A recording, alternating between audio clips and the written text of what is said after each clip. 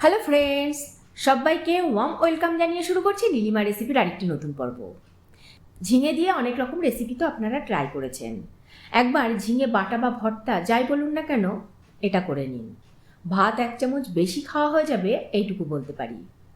এই একটা পদেই কিন্তু পুরো ভাত খাওয়া হয়ে যায় অনায়াসে, এতটাই সুস্বাদু হয় ঝিঙে বাটা রেসিপিটি। আমার কথা শুনে অন্তত একবার ট্রাই করে নিন আর কমেন্ট বক্সে লিখে জানান আপনাদের কেমন লাগলো। তাহলে চলুন সোজা রান্নাতে ঢুকে পড়ি। আমি এখানে 500 গ্রাম ঝিঙে নিয়ে নিয়েছি। ঝিঙেগুলোর শক্ত যে শিরাটা থাকে সেটাকেই খালি কিন্তু চেঁচে ফেলবো, ঝিঙের খোসাটাকে কিন্তু ফেলবো না। যেহেতু ঝিঙের খোসাটাকেও আলাদা করে বেটে খাওয়া যায়, ওই জন্য খোসাটা থাকলে ভালো লাগবে।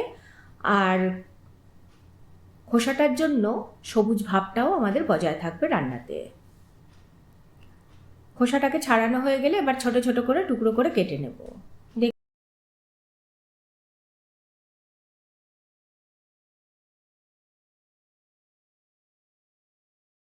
দেখুন, এইভাবে সমস্ত ঝিঙেগুলোকে আমরা কেটে নিয়েছি।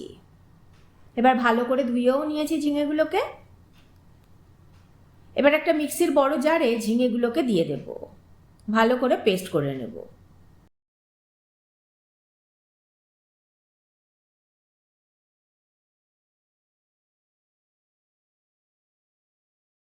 এবার মিক্সির ছোট একটা জারে 8 থেকে 10টা রসুনের কোয়া আর 6 থেকে 7টা কাঁচা লঙ্কা একটু ক্রাশ করে নেব, খুব মিহি করে কিন্তু বাটবো না। যেহেতু ঝিঙে ভর্তাটা ঝালঝালি খেতে ভালো লাগে, তাই আমি এখানে অনেকটা লঙ্কার ব্যবহার করব। এবার কড়াইতে 3 থেকে 4 চামচ মতো সর্ষের তেল দিয়ে দিয়েছি দেখুন। এবার 5-6টা শুকনো লঙ্কা ভালো করে প্রথমে ভেজে নেব।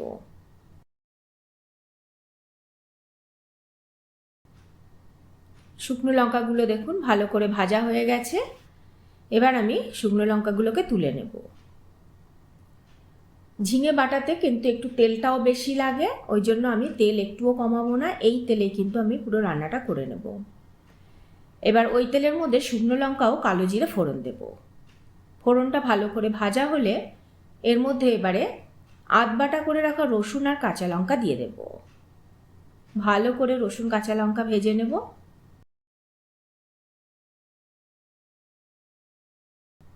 দেখুন গোল্ডেন ব্রাউন হয়ে আসছে।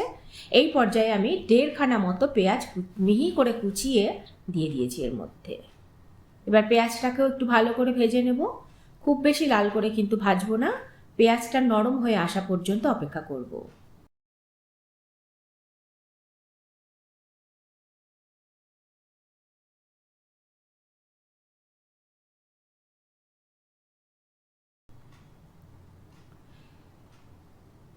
পেঁয়াজটা নরম হয়ে আসলে এবার এর মধ্যে ঝিঙে বাটাটা দিয়ে দেব। ঝিঙেতে প্রচুর জল থাকে, তাই দেখুন কতটা পাতলা হয়ে গেছে। ঝিঙেটা বাটতে গিয়ে আমি কিন্তু এতে 1 ফোঁটাও জল দিইনি। এবার এর মধ্যেই আমি স্বাদ অনুযায়ী নুন দেব, লঙ্কা গুঁড়ো দিলাম 1 চামচ। এই ভর্তাটা যেহেতু ঝাল ঝাল ভালো লাগে, তাই কিন্তু আমি লঙ্কা গুঁড়োটা দিলাম, আপনারা চাইলে কিন্তু স্কিপ করতে পারেন। এবার পরিমাণ মতন হলুদ দিয়ে দিলাম, ভালো করে নেড়ে চেড়ে মিশিয়ে দেব।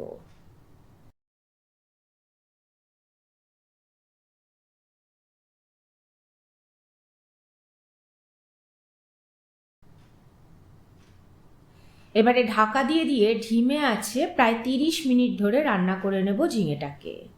যতক্ষণ না ঝিঙের সমস্ত জল শুকিয়ে তেল ছেড়ে দিচ্ছে ততক্ষণ পর্যন্ত কিন্তু আমরা ঝিঙেটাকে কষিয়ে নেব।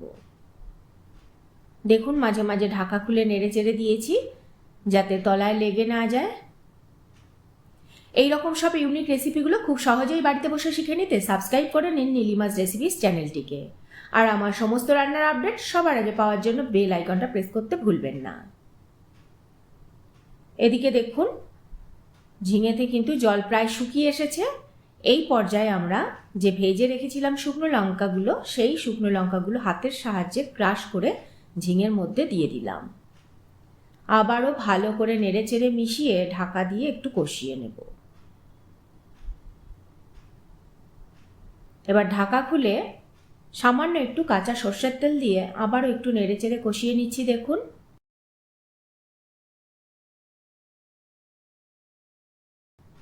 ঢাকা দিয়েই কষিয়ে নেব।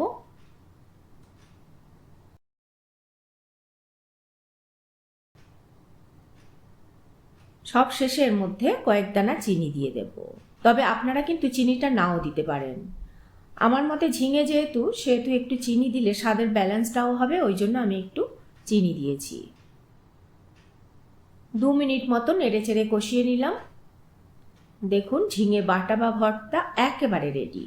এর সাথে জাস্ট গরম গরম ভাত, আর কিচ্ছু লাগবে না। আমার কথা শুনে একবার ট্রাই করুন। কেমন লাগলো আমার আজকের রেসিপিটি কমেন্ট করে জানাবেন। ভালো লাগলে একটা লাইক করে দেবেন। আপনাদের একটা লাইক আর কমেন্টে আমাকে উৎসাহিত করবে পরবর্তী ভিডিও বানাতে। আজ তাহলে এই পর্যন্তই। আবারও হাজির হয়ে যাব নতুন কোনো রেসিপি নিয়ে, নতুন কোনো পর্বে। ভালো থাকবেন, সুস্থ থাকবেন সবাই। অবশ্যই লাইক কমেন্ট শেয়ার করতে কিন্তু ভুলবেন না। নমস্কার।